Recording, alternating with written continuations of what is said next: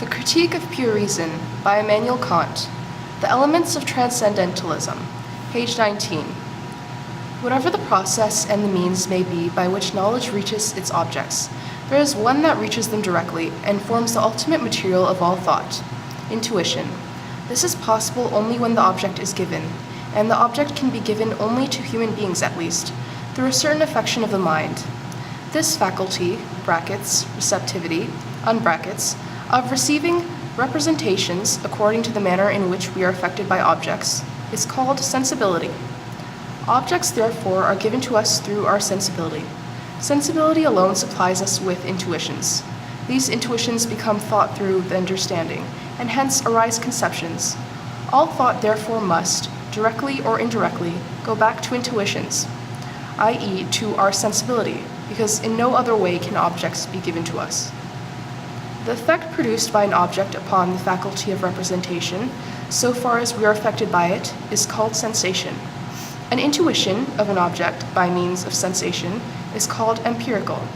The undefined object of such an empirical intuition is called phenomena.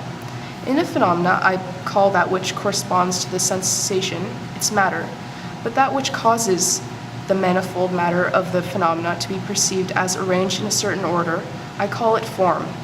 Now it is clear that it cannot be sensation again, through which sensations are arranged and placed in certain forms. The matter only of all phenomena is given us a posteriori, but their form must be ready for them in the mind, a priori, and must therefore be capable of being considered as separate from all sensations. I call all representations in which there is nothing that belongs to sensation pure, in a transcendental sense, The pure form, therefore, of all sensuous intuitions, that form in which the manifold elements of the phenomena are seen in a certain order, must be found in the mind a priori, and this pure form of sensibility may be called the pure intuition. Thus, if we deduct from the representation of a body what belongs to the thinking of the understanding, substance, force, divisibility, etc., and likewise what belongs to sensation, impermeability, hardness, color, etc., there still remains something of that empirical intuition, extension and form. These belong to pure intuition, which a priori, and even without a real object of the senses or of sensation, exists in the mind as a mere form of sensibility.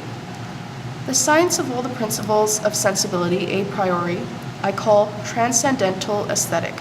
There must be such a science, forming the first part of the elements of transcendentalism, as opposed to that which treats of the principles of pure thought, and which should be called transcendental logic.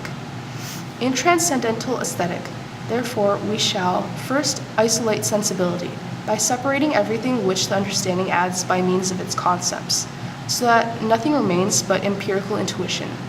Secondly, we shall separate from this all that belongs to sensation, so that nothing remains pure intuition, or the mere form of the phenomena, which is the only thing which sensibility a priori can supply.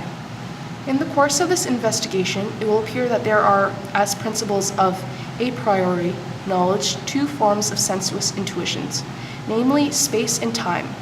We now proceed to consider these in more detail.